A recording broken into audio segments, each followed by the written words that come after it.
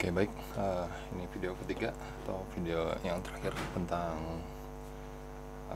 materi sampai MQTT.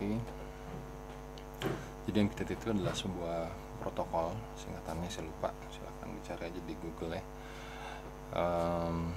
Dia adalah protokol yang merupakan standar protokol untuk IoT. Jadi maksudnya itu adalah lebih ke arah streaming datanya.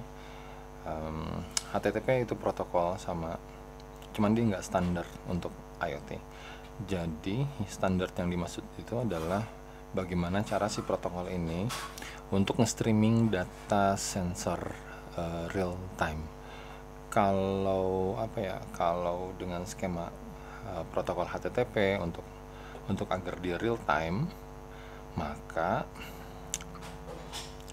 bahkan sampai sensor DHT-nya itu harus 10 milisecond dia send data ke HTTP, ngehit API yang input yang udah kita bikin, kemudian di aplikasi itu harus selalu dibuat sebuah algoritma atau scheduler setiap 10 milisecond.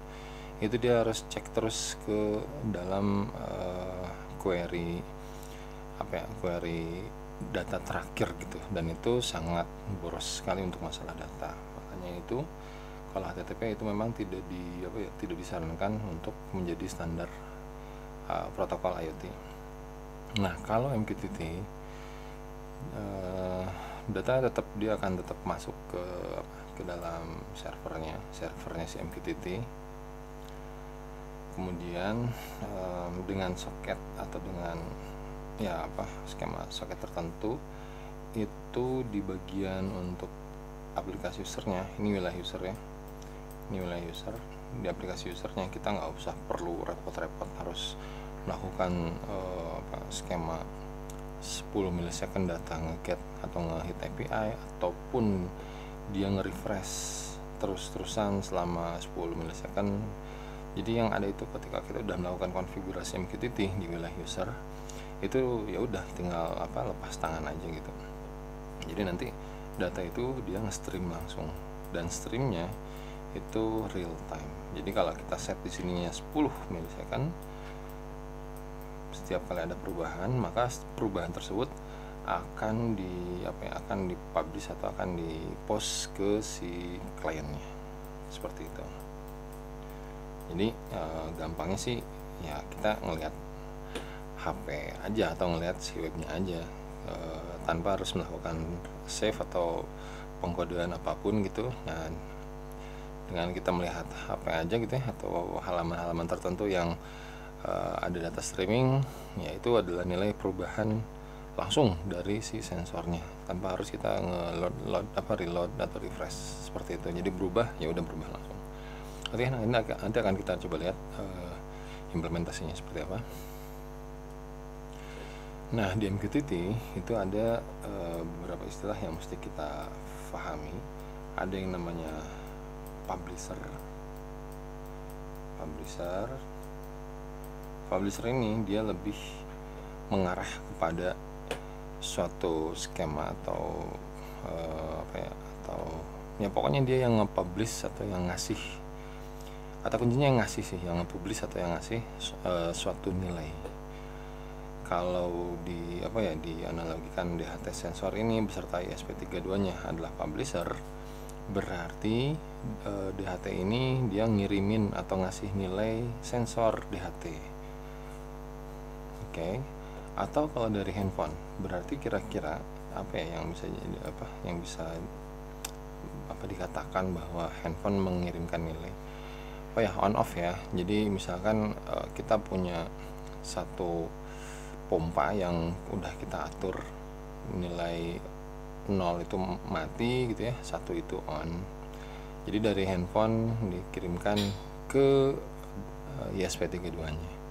Jadi di sini handphone berlaku sebagai publisher. Kalau tadi yang ngirimin nilai DHT, berarti ESP32 yang berlaku sebagai publishernya. Intinya ini bisa jadi publisher, ini juga bisa jadi publisher. Oke, kemudian ada satu lagi, yaitu istilahnya adalah subscriber.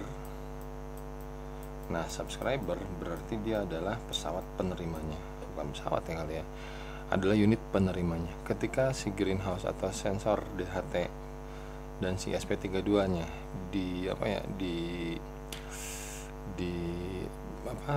berlaku sebagai subscriber, berarti SP32 menerima nilai-nilai dari publisher atau dari handphonenya. Ketika di sini dipilihnya 1, maka di sini akan diterima angka 1-nya. Dan 0, kemudian 0 juga, sama gitu. Oke. Nah, kemudian kalau si handphone yang menjadi subscriber atau webnya ya menjadi subscriber, berarti dia itu menerima data-data dari ISP32-nya yang sebagai publisher. Jadi kalau si ISP32-nya ngirimin data DHT, kemudian si klien atau mobilenya atau webnya dia berlaku sebagai penangkap nilai DHT tersebut, atau di situ berlaku sebagai subscriber. Seperti itu. Oke, dan satu lagi ada istilahnya, yaitu namanya broker. Oke, broker ini adalah bukan ISP32-nya atau sebagai penerima ataupun pengirim nilai, ataupun bukan si web atau mobile apps-nya sebagai penerima atau pengirim nilai. Sekarang coba bayangkan gitu, satu ISP32 yang nilai DHT-nya itu diakses oleh satu handphone, dan kemudian ada handphone lagi, dan kemudian ada handphone lagi yang menerima nilai dari DHT-nya si ISP32 tersebut. Berarti kalau gitu sebenarnya publisher ini atau ISP32 ini tidak mengirimkan point to point nilainya. Maksudnya kalau ada 3 apps maka harus ada 3 ISP32, itu salah. Itu bukan seperti itu. Jadi satu ISP32 ketika dia diset sebagai publisher, kemudian 3 handphone sebagai subscriber, maka tidak harus masing-masing ISP harus ada 3 karena subscribernya ada 3, enggak. Jadi satu ISP itu bisa dikonsum datanya oleh 3 subscriber. Nah, melalui apa? Karena dia tidak input to point gitu ya, maka dia harus ada yang menengahinya. Nah, yang menengahinya ini adalah brokernya. Jadi sebenarnya perantara ISP32 ngirimin nilai kepada para subscriber itu adalah brokernya. Broker ini berupa apa fisiknya? Broker ini berupa server fisiknya. Jadi nanti jadi ibaratnya kalau kita pengen melakukan komunikasi protokol MQTT, berarti harus ada satu laptop ataupun satu PC ataupun satu handphone, bahkan ataupun intinya harus ada satu DNS, satu IP yang dia itu menghandle untuk masalah broker. Seperti itu. Sekarang kita akan masuk ke bagian terakhirnya, yaitu topik. Nah, ISP32 dengan sensor DHT-nya setidaknya ada 2 nilai sensor yang akan dikirimkan. Pertama sensor suhu, dan yang kedua adalah sensor humidity. Seperti itu. Nah, sekarang pertanyaannya, gimana cara handphone mengetahui bahwa di blok ini itu adalah isian untuk suhu, dan di blok yang lain itu adalah untuk humidity-nya. Jadi nanti ketika para subscriber ini mau mengakses nilai-nilai yang diberikan oleh para publisher, maka topiknya itu harus sama. Seperti itu. Oke, hari ini kita akan coba mencontohkan bagaimana secara praktikal publisher dan subscriber itu bekerja. Oke, di sini udah ada salah satu aplikasi, yaitu MQTT Box. Teman-teman silakan bisa download dia di Microsoft Store. Kemudian teman-teman silakan cari aja MQTT Box. Nah, ini kebetulan saya sudah menginstal. Nah, ini udah install ya. Ya udah install, jadi tinggal open aja. Oke, tampilannya seperti ini. Kemudian nah di sini kita akan coba create MQTT client, dan kita akan menggunakan brokernya. Jadi si broker itu kalau saya andaikan dia adalah kolam ikan gitu. Publisher adalah orang yang ngasihin ikannya ke dalam kolam, masukin gitu ya, sedangkan subscriber adalah pemancingnya gitu. Oke, kita akan bikin profile si MQTT boxnya akan kita coba implementasin. Misalkan testing awal MQTT. Ini satu yang harus anda isi. Kemudian, nah ini protokolnya, kita pilih MQTT, dan setelah itu hostnya. Nah inilah alamat si brokernya, IP-nya atau DNS-nya gitu.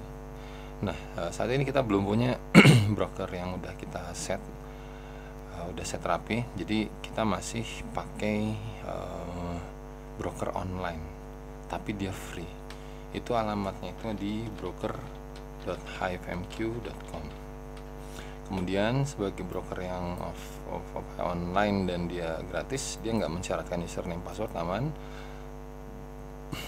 Tapi nanti kita create langsung di lebih di detailnya dan save. Nah ini dia. Nah sekarang posisinya dia udah connect ke dalam broker ini, HiveMQ. Ini brokernya di dunia lah ya, ada di servernya dunia, hivemq.com. Tapi kalau kita salahin gitu ya, salahin misalkan Q gitu, save, nah ini pasti dia akan error. Jadi dia nyari broker.hivemq.com itu nggak ada gitu. Oke, seperti ini. Nah sekarang sekarang tuh posisinya kita yang ketika udah aktif di sini itu tuh lagi siap-siap mancing gitu di kolamnya broker.hivemq.com. Nah sekarang kita akan mancing ikan yang nama ikannya adalah tes. Pertanyaannya, ada nggak sih ikan yang namanya tes di sini?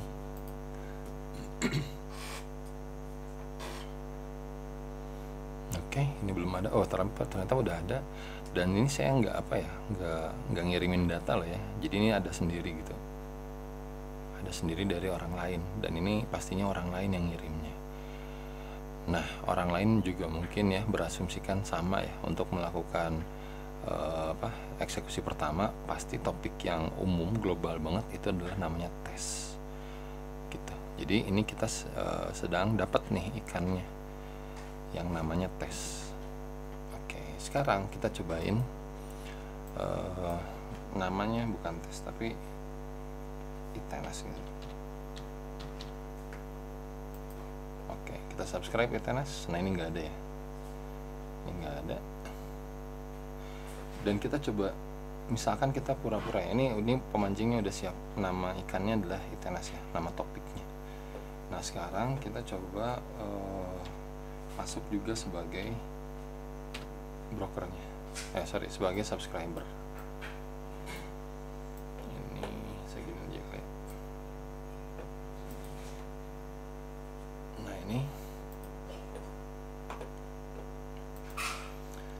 Jadi sekarang saya coba masuk ke halaman MQTT yang sama, halaman broker yang sama, yaitu broker.hivemq.com.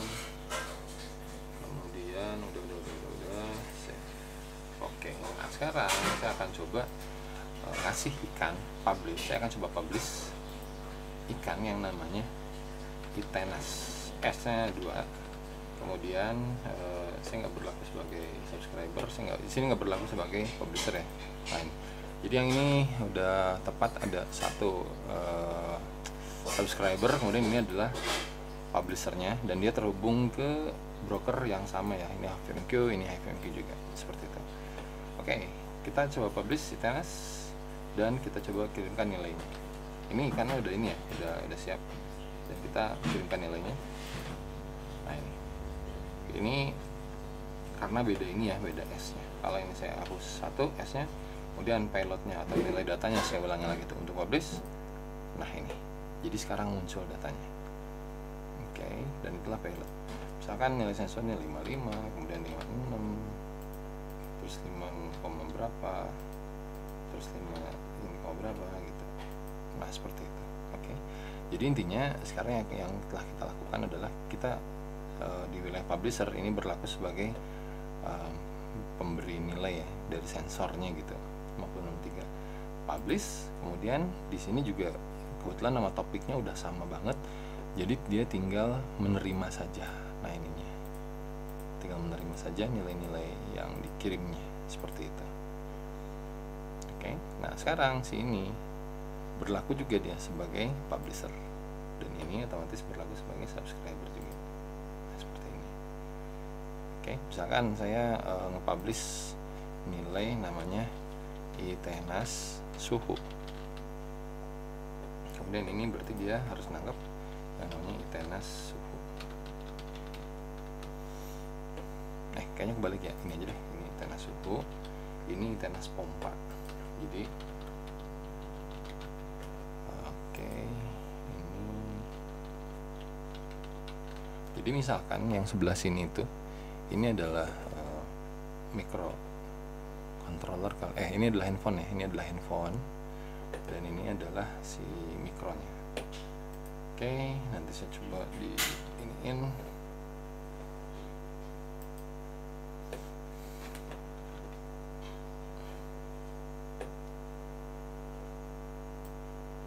Oke, ini adalah ini handphonenya, HP-nya, ini adalah mikronya atau ISP-nya.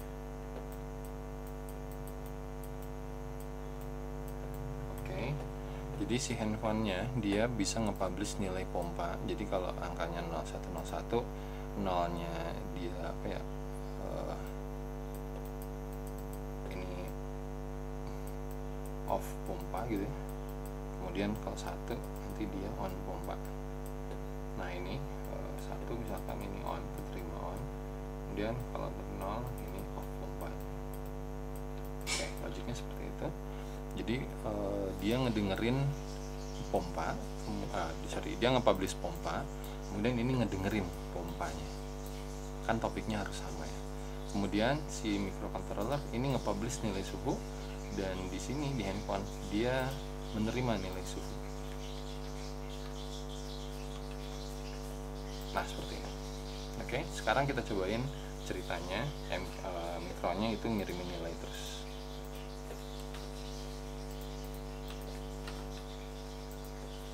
Oke, jadi ini pura-puranya kayak gitu ya, publish, kemudian dia harus nge-publish lagi, kemudian dia harus publish lagi.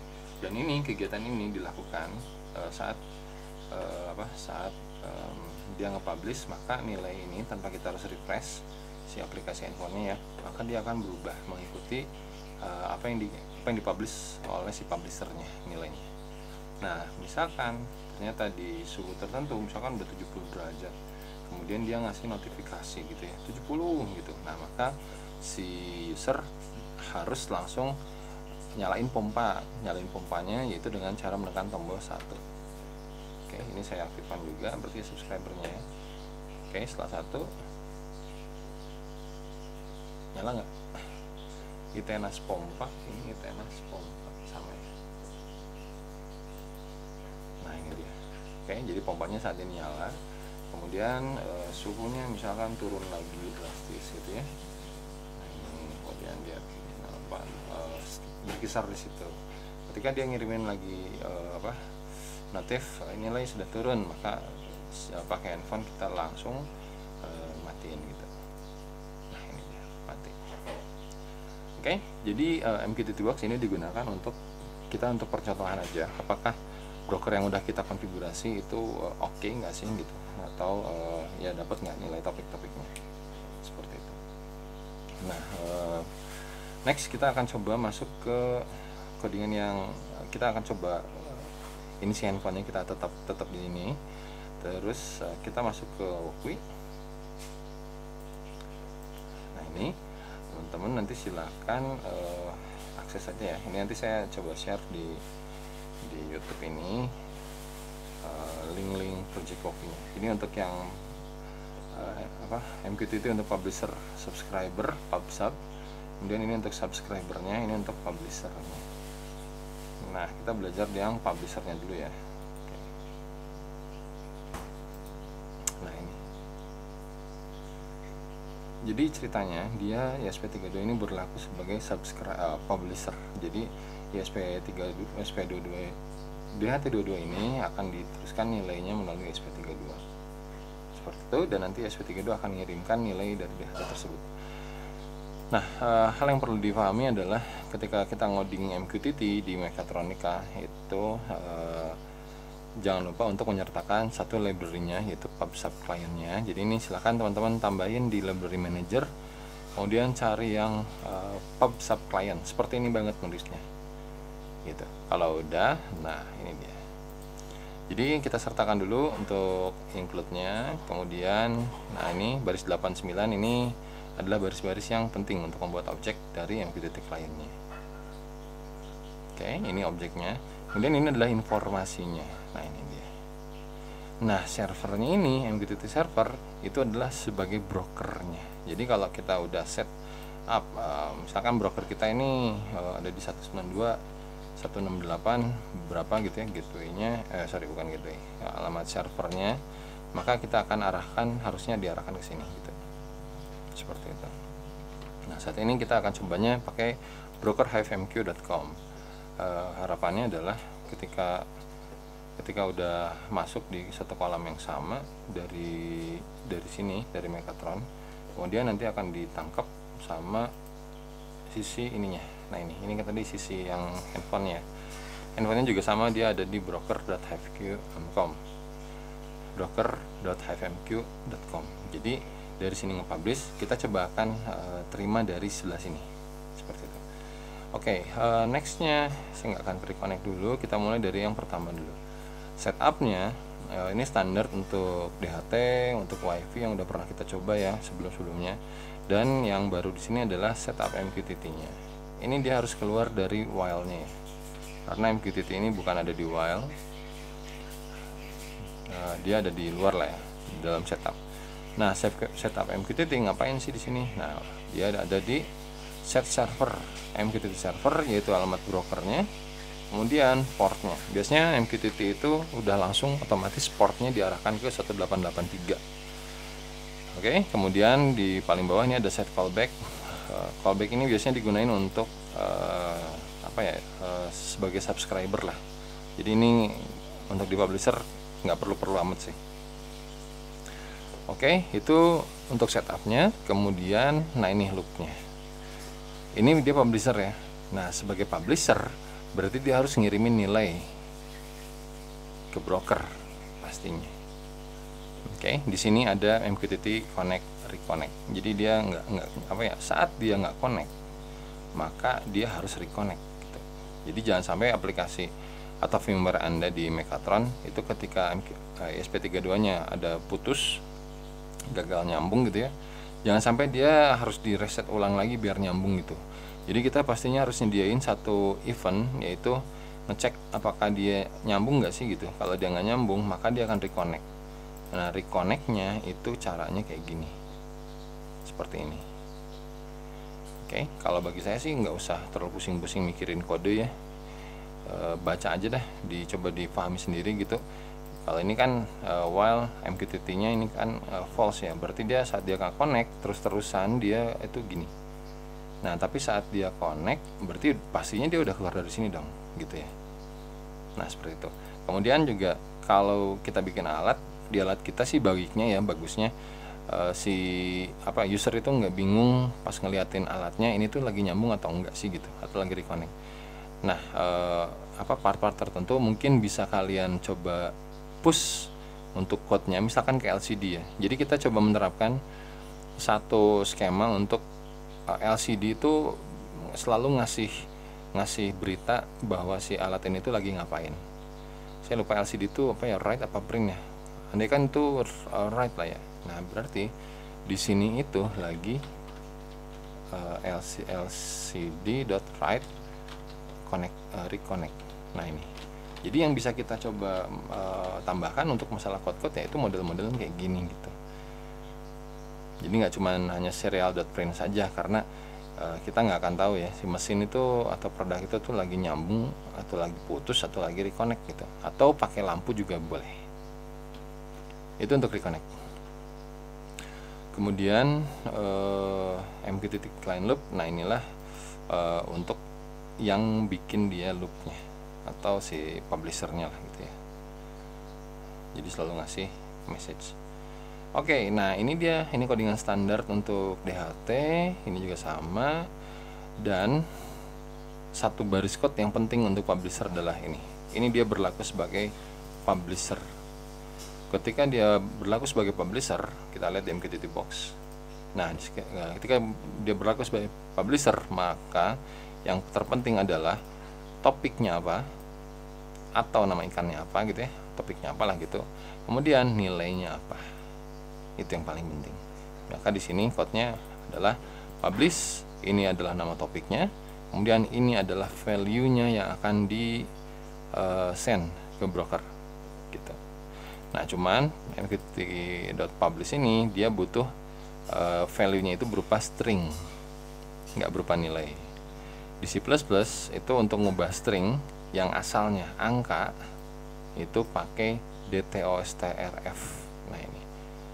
Oke, ini tinggal teman-teman silakan cari aja di internet ya.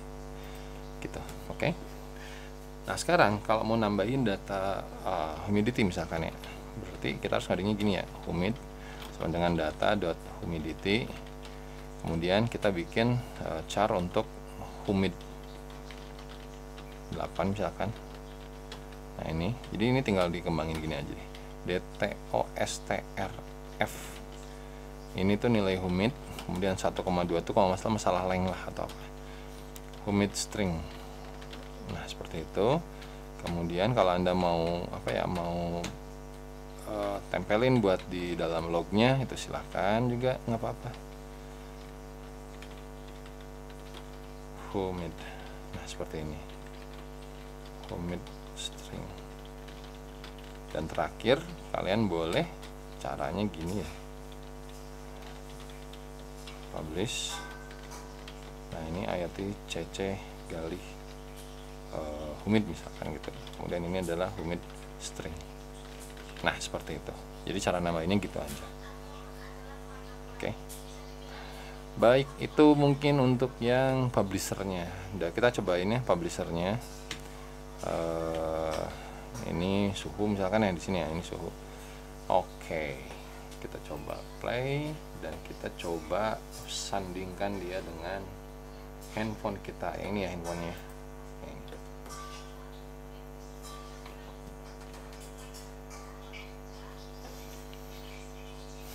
Oke.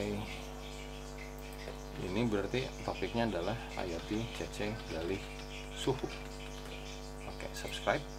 Kita bikin lagi untuk subscribe-nya. Nah, itu udah ada yang keluar nilai. Ini publishernya nggak usah. Ini IoT cc galih humid gitu ya. Oke. Nah, ini dia.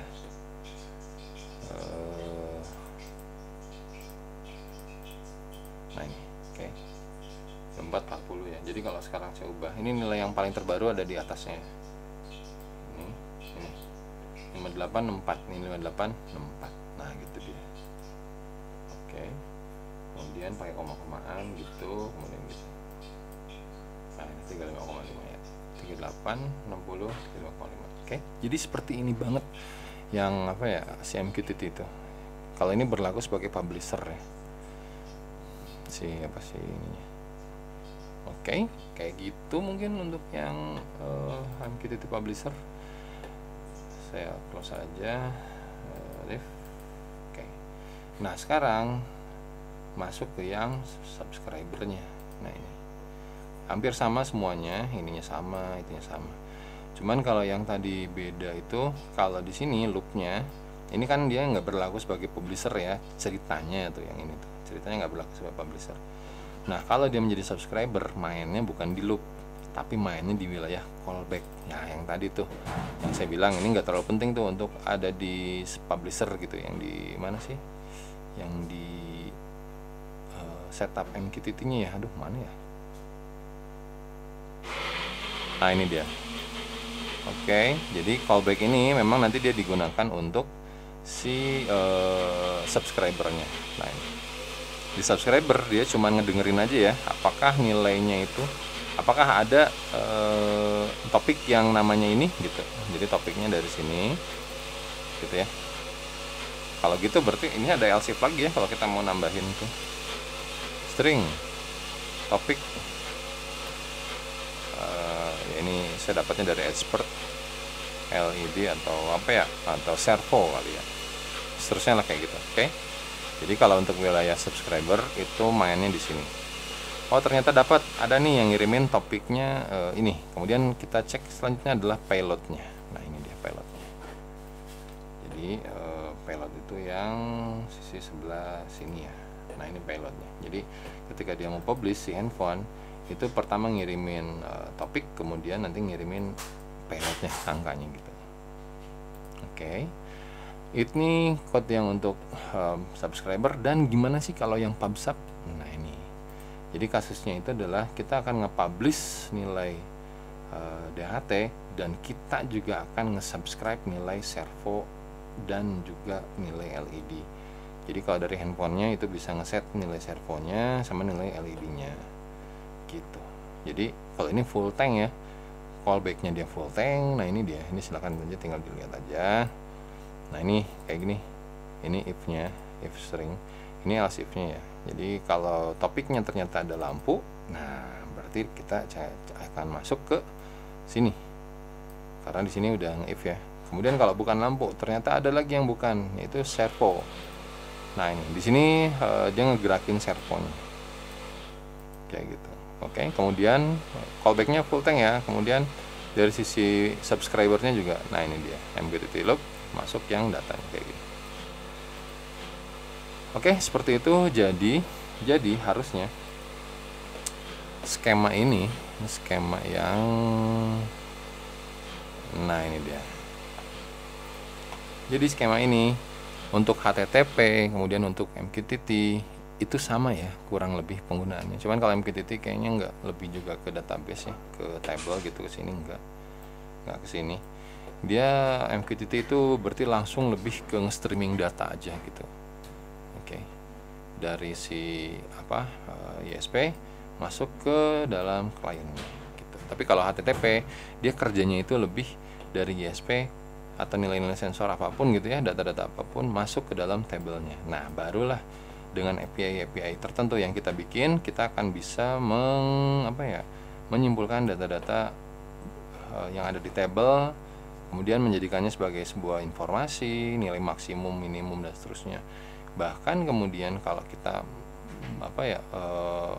memperlakukannya lebih gitu ya, untuk menjadi mesin learningnya atau apanya, prediksi kah, akurasi kah, atau apapun gitu, nah itu bakal lebih powerful banget. Jadi memang penggunaan HTTP sama MQTT ini baiknya sih ada gitu ya, baiknya ada di dalam infrastruktur IoT kita.